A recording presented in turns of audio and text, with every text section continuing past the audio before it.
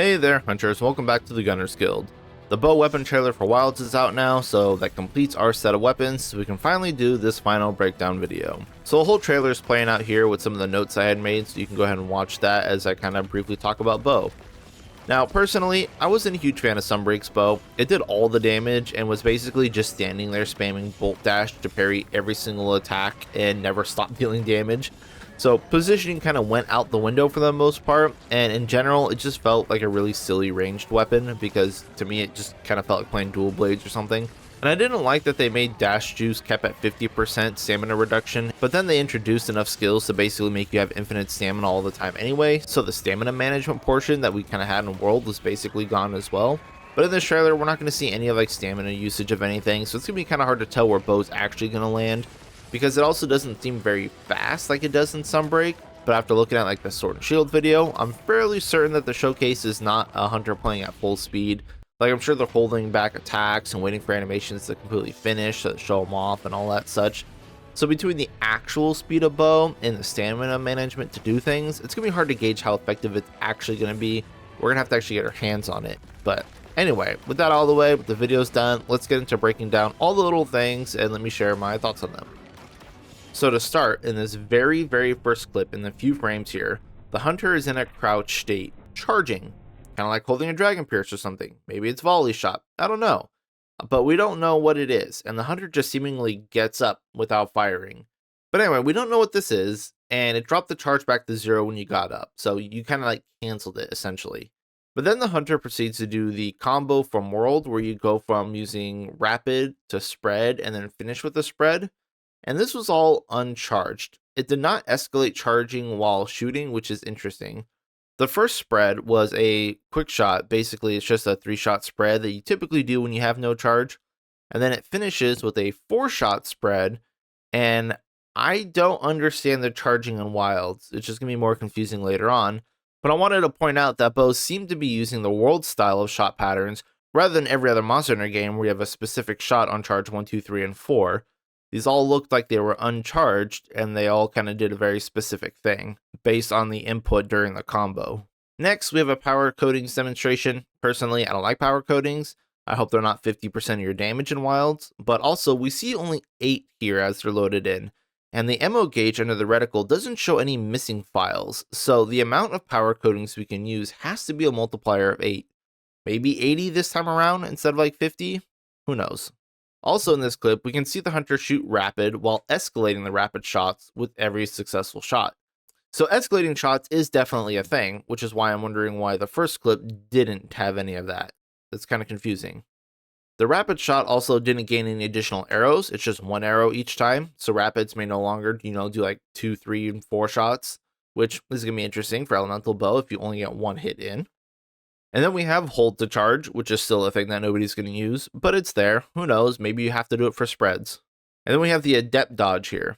I don't see any attack or damage indicator here, so it's clearly not like dodge bolt, and it's the exact same spiraling jump animation as adept dodge, so it's safe to say that bow has adept dodge, which is cool. I really like the adept bow back in Generations, but honestly, now that you have dash dancing, and that's a thing, I don't know how necessary adept dodge is.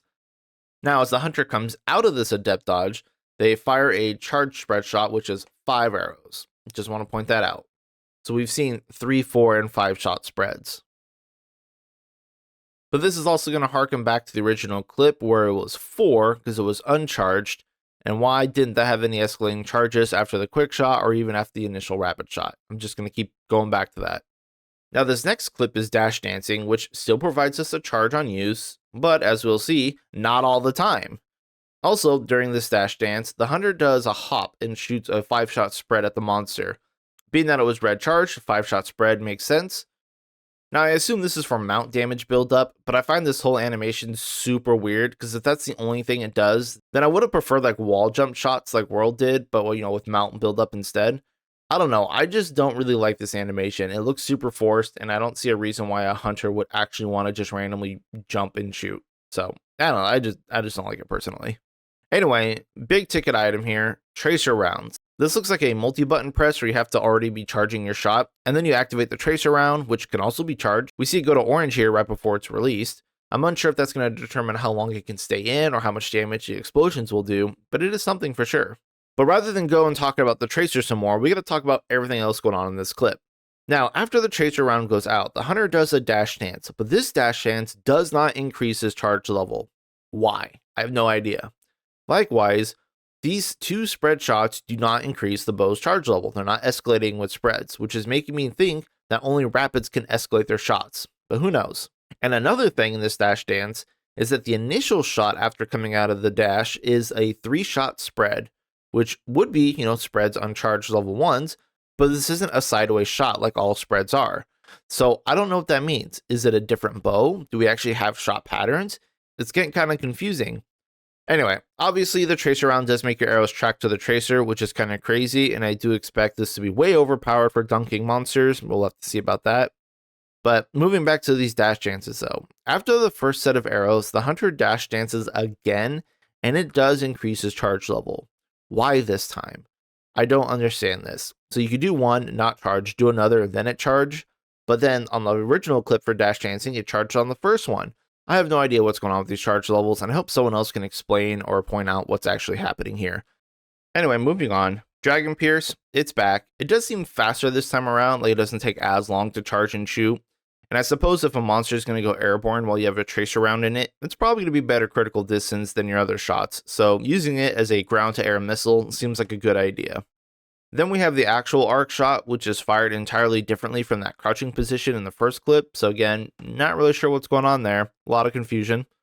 Arc shot though is applying arrows that stick into the monster this time around, as you can see when we slow down this clip, and this is very much like Wild Hearts' volley. Now I believe they played out this clip before the focus attack segment because the focus shot appears to shoot arrows at all the weak spot on a monster, as well as the arrows stuck into the target. There's a lot of little damage numbers that show up, so I'm not really sure, but that's what looks like is happening, because there's a lot more than like 4 arrows that go out for, each of these targets, and it seems almost random on where they land, so I think they're trying to go for like the already embedded arrows. Also, isn't this very much just Magic Archer from Dragon's Dogma? Come on. Now, after the focus shot, the hunter goes into Dragon Pierce, which seems to detonate all the arrows stuck into the monster on the volley. I don't know if the focus shot added any more arrows that stick into the monster that, then gets detonated, but I know volley definitely does. You can see the arrows on the foots get stuck in, and that's where the volley hit, and then those get exploded. Now, each of these explosions also seems to do fixed damage. 50, 100, and 150 is far too flat to be anything but fixed. So wondering about how these arrows are actually doing damage and how they're scaling, it makes it seem like arrows stuck in all those focus spots were going to be dealing extra damage. Like those limbs were dealing 50 damage, the head was 100, the mouth was 150, and then all the extra little arrows that were stuck around the monster does like 9, 10, 12, whatever like that. So I think that's what it's going to do, and I expect it to either be based on charge level or maybe it is just flat damage. Now, wrapping up this clip, we do have a jump shot here, which is the same arrow shot that we have in Rise. It looks like we can either do this as a sneak attack because the monster didn't seem to notice the player, or you can just do jump shots anywhere, like the jump shot after the dash dance we previously saw. Either way, I'm sure it builds up mounting damage again, and it'll be great to dodge hits if you can get those jumps in freely. Then we have another Adept dodge, and then lastly we have 1000 Dragons from Iceborne. Well, Iceborne's 1000 Dragon typically wanted Slinger ammo paired into it for maximum damage. There's not really any indicator here that the hunter added any Slinger pods into it because the wrist is empty. So not to say that we can't load Slinger ammo in, but they didn't seem to highlight that part if it's still a function. Anyway, that's all for the bow video. So, thoughts. I am confused with bow and wilds. I don't really understand what's going on with the shots that can be escalated or not. I don't know why some dash dances can give charge up or don't. I don't know why bow shot 3 arrows after an uncharged dash dance instead of the rapid one. I don't know why it wasn't a side shot, unless that's just a weird animation thing. I just don't know enough. It feels like this bow, and I guess all weapons here in Wilds, took a little bit from their kits from every single game and kind of mashed them all together. Like bow has Adept dodge from Generations, jump shot from Rise, 1000 Dragons from Iceborne, tracking arrows from Dragon's Dogma, and then detonating arrows like Wild Hearts. And it just seems like there's a lot of actions and button presses in the entire bow kit this time around, which is great. I love the variety.